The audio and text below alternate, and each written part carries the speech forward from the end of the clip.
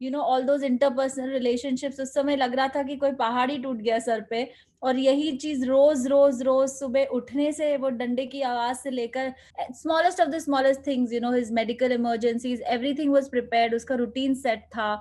उसको मैंने मेंटली भी प्रिपेयर किया था। उसको अपने शूट पर ले गई थी, उसे समझाया था कि अब मम्मा ये नए शो में जा रही है, मम्मा रात को भी नहीं आएंगी, दूसरे शूट में मम्मा जाती हैं तो रात को घर तो आती हैं, सुबह हम साथ में उठते हैं। सो 36 days आई वाज इनसाइड। मैंने उन्हें एटलीस्ट 40 मैसेजेस तो भेजे ही होंगे।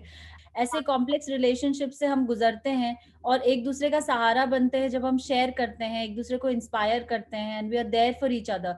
आई मीन वहां पर तो लोग रह रहे के बता रहे थे कि जो चीजें नहीं भी हुई होंगी वो क्रिएट करके बताई जा रही थी, बिकॉज उन्हें सर्वाइव करना था, या कंट्रोवर्सी का एक पार्ट होना था, या मुद्दे पे जिनके पास मुद्दे भी नहीं थे वो भी मुद्दे बना बना के बोल रहे थे। So I think Munawar could turn out to be a winner, but I still don't know if he's a badass.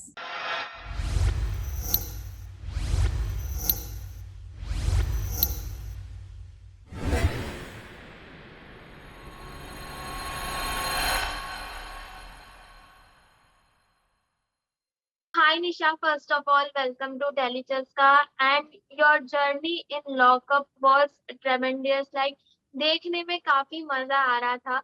तो आपके लिए जेल वाली फीलिंग किस तरह की रही? कितना अच्छा एक्सपीरियंस रहा या क्या कुछ सीखने मिला?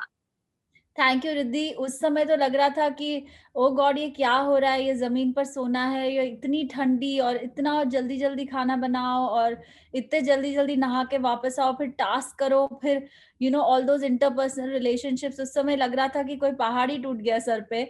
और यही चीज रोज रोज रोज सुबह उठने से, वो डंडे की आवाज से लेकर पूरी लाइट्स ऑन होती थी और हमें सोना होता था। So it was very very difficult, but now that I look back I feel that it was so amazing, and I'm so happy that I went through these challenges.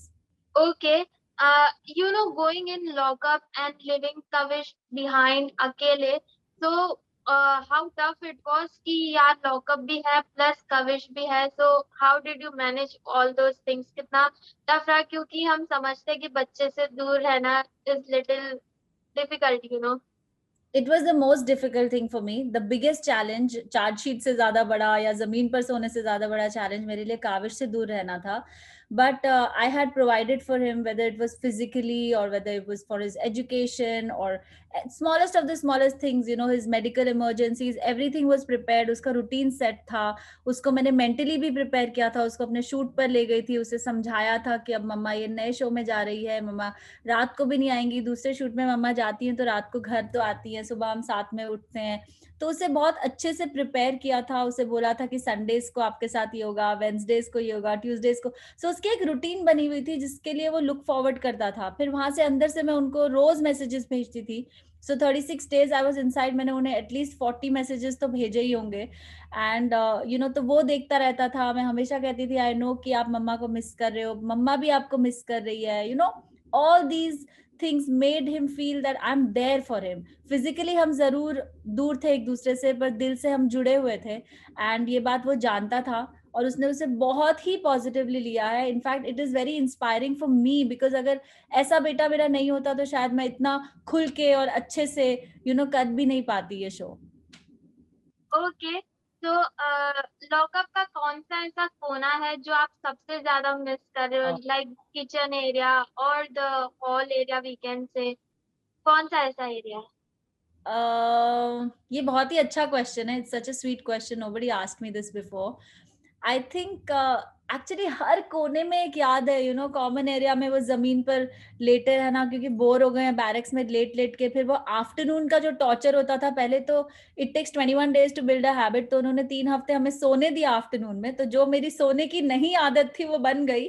उसके बाद 4th week में उन्होंने शुरू किया कि you can't sleep because then those things will be taken away from your kitchen. It's a rule break.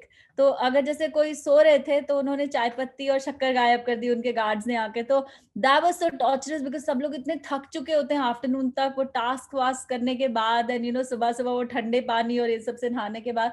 तो हम common area में चले जाते थे क्योंकि उसमें दोनों साइड्स के ब्लॉक्स एक दूसरे के साथ बैठ सकते थे, अदरवाइज अंदर बैरक्स क्रॉस करना अलाउड नहीं था। सो कॉमन एरिया की यादें हैं, वो रेड टेबल्स की यादें हैं जहाँ पर हम बैठते थे और बहुत सारे गप्पे मारते थे, कभी मेकअप करते थे। एंड यार्ड एरिया में जहाँ पे मुझे जब जब एंग्शियस फील होता था मैं वहां पर वॉक करती थी. एंड बाथरूम्स की तो मतलब वो यादें ना ही बेटर है अगर हो तो. आई think the red table was for me. बहुत कुछ होता था वहां पे, सब लोग मिलके खाते थे, झगड़े करते थे, मुद्दे डिस्कस होते थे, मेकअप होता था. So I think the red table is the one that I miss the most. Okay. And Lock Upp की मीठी छुरी, ये टैग आप किसको देना चाहेंगे? मीठी छुरी, हाँ. मीठी छुरी तो कोई थी नहीं, तीखी छुरियां तो बहुत थी. मीठा बनने की कोशिश शुरू में आई थिंक मैं सायशा को देना चाहूंगी. हालांकि सायशा मुझसे इतनी क्लोज है पर वो सबसे बहुत क्लोज है. और कई बार जब मैंने कुछ चीजें उनके लिए बोली तो उनका उन चीज पर सहमत ना होना या to not stand for what I was standing which was actually for her, ये बातें मुझे अभी तक समझ में नहीं आई हैं. So I think that I could call her a मीठी छुरी. Okay. Lastly fan, viewers and specially trollers को क्या मैसेज देना चाहेंगी? ट्रोलर्स को मैं ये बोलना चाहूंगी कि लगे रहो. I mean I am sure that तब तक ही लगे रहोगे जब तक you finally don't fall in love with me. So be careful of that, all you dear trollers. And उसके बाद अपने फैंस को ये बोलना चाहूंगी कि I have immense gratitude for all the love that they showered upon me. अब तो बहुत सारे न्यू फैंस भी बन गए हैं, जो एग्जिस्टिंग थे उनके साथ रिश्ता गहरा हो गया है. बहुत सारा एफर्ट डाला उन्होंने, बहुत सारी वोटिंग की, बहुत सारा प्यार दिया, बहुत सारी एडिट्स किए.